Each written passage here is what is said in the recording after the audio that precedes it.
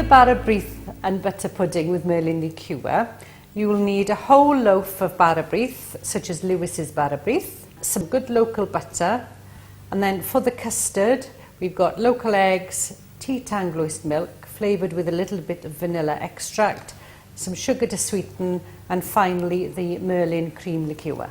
We start off with a loaf of Bara Brith.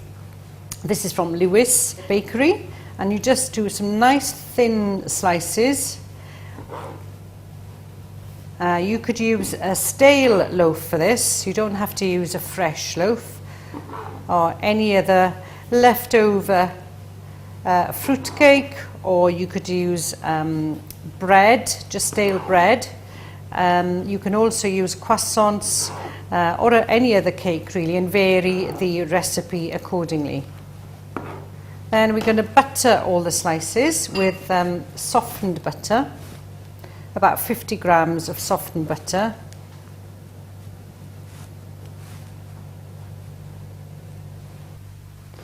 So I'm just going to cut the buttered slices of Bara Brith in half diagonally to make triangles. And then we're ready to place this in your oven-proof dish and just layer up the Bara Brith to fill the dish. There we are. Now we're ready to make the custard.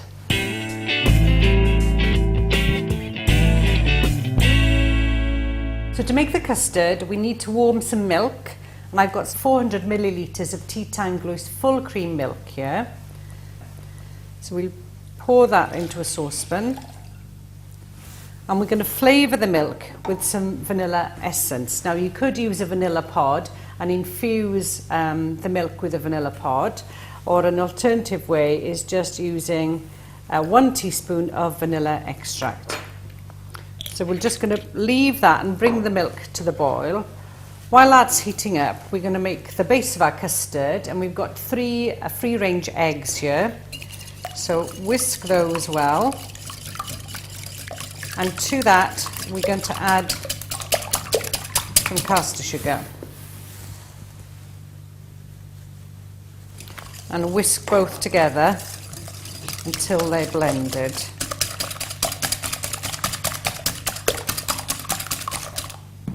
Once the milk has come up to the boil, we'll just pour it slowly onto the eggs. Keep whisking all the time.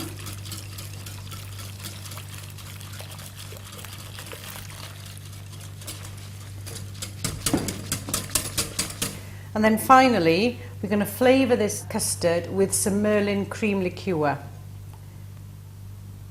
That's going to add a lovely kick to it. Now, you could add any liqueur. You could add Penderyn whiskey or any other liqueur such as Cointreau. And you can also add different fruits to the Bara Brith and butter pudding as well.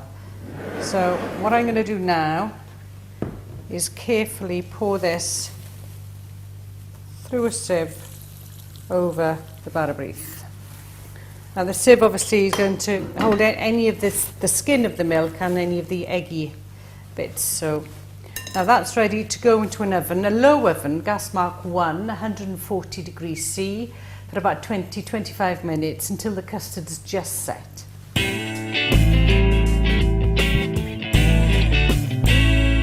Okay, so the Bara Brith has just come out of the oven. This is one I made earlier.